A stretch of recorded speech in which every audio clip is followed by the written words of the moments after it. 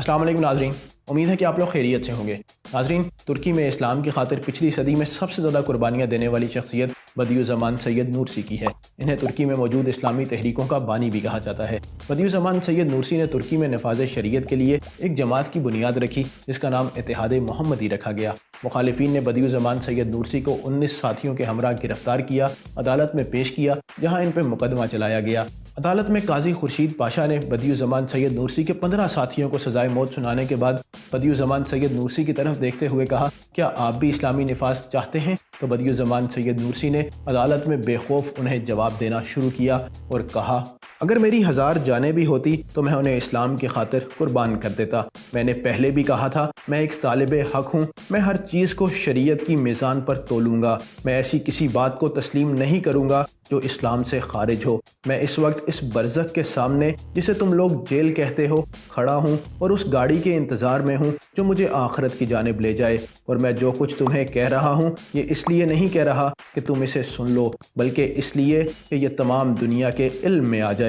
मैं आखिरत के लिए पूरे शौक़ के साथ खड़ा हूँ और उन लोगों की मैयत के लिए हाजिर हूँ जो सूली पर चढ़ाए जा चुके हैं। तुम इस बद्दू को तसव्वुर करो जिसे इस्तांबुल की बातें सुन सुनकर इस्तांबुल देखने का शौक़ पैदा हो गया था। मुझे भी उस बद्दू की तरह आखिरत में पहुंचने का शौक़ है। तुम लोगों का मुझे जगह जगह जला वतन कर देना कोई सज़ा नहीं है। अगर तुम्हारे अंदर इस्तिताअत है तो तुम मेरे अफकार को सज़ा दो। हुकूमत अहदे इस्तबदाद में अकल की दुश्मन थी और अब ज़िंदगी की दुश्मन है। अगर हुकूमत का यही रंग ढंग रहा तो फिर ए जनून जिंदाबाद, ए मौत जिंदाबाद और ज़ालिमों के लिए जहन्नुम जिंदाबाद।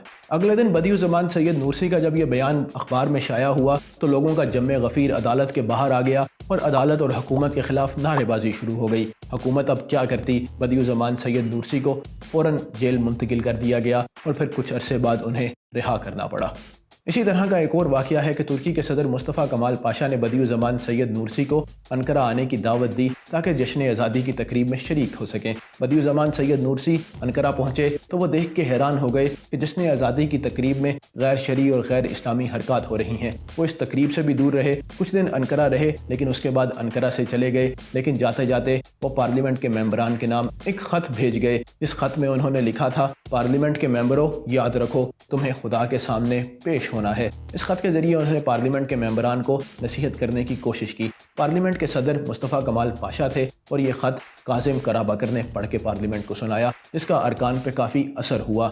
एक दफ़ा फिर मुस्तफ़ा कमाल पाशा ने बदियुज़्ज़मान सैयद नूरसी को अनकरा आने की दावत दी और पार्लियामेंट में बुलाया। जब वो आए तो मुस्तफ़ा कमाल पाशा ने बात शुरू करते हुए कहा, बिलाशुबा हम आप जैसे लायक उस्ताद के मोहताज हैं। हमने आपके बेहतरीन ख़यालात से इस्तिफ़ादा करने के लिए आपको यहाँ बुलाया है, लेकिन आपने सबसे पहले एक काम ये किया है कि नमाज की बात छेड़ दी है और इस तरह आपने इब्तदा ही में इस ऐवान के अंदर तफरका अंदाज़ी शुरू कर दी है। बदियुज़्ज़मान सैयद नूरसी ने उंगली से इशारा करते हुए पुरजोश लहजे में जवाब दिया, पाशा साहब, दावाए इस्लाम के बाद सबसे पहले जो अलामत एक मुसलमान की ज़िंदगी में नुमायाँ होती है वो नमाज है। जो नमाज नहीं पढ़ता वो बागी है और बागी की हुकूमत नाकाबिले तस्लीम है। ये जवाब सुन के और मौके की नज़ाकत को देखते हुए मुस्तफ़ा कमाल पाशा को बदियुज़्ज़मान सैयद नूरसी से माफ़ी मांगना पड़ी। बदियुज़्ज़मान सैयद नूरसी पूरी ज़िंदगी मुस्तफ़ा कमाल पाशा को नसीहत करते रहे, हिदायत करते रहे, लेकिन उन नसीहतों का उस पर कोई असर ना हुआ। यहाँ तक कि उसने बदियुज़्ज़मान सैयद नूरसी को ख़रीदने की भी कोशिश की। उन्हें एनातोलिया के मशरिकी इलाकों का रईसुल मुबल्लिगीन बनाने का फ़ैसला किया और उन्हें एक बहुत बड़ी कोठी भी दी। लेकिन बदियुज़्ज़मान सैयद नूरसी, जो इन सब इनायात से वाकिफ़ थे, उन्होंने ये ओहदा और ये इनायतें लेने से इनकार कर दिया। कुछ अरसा अनकरा क़याम किया और उसके बाद वान मुंतकिल हो गए।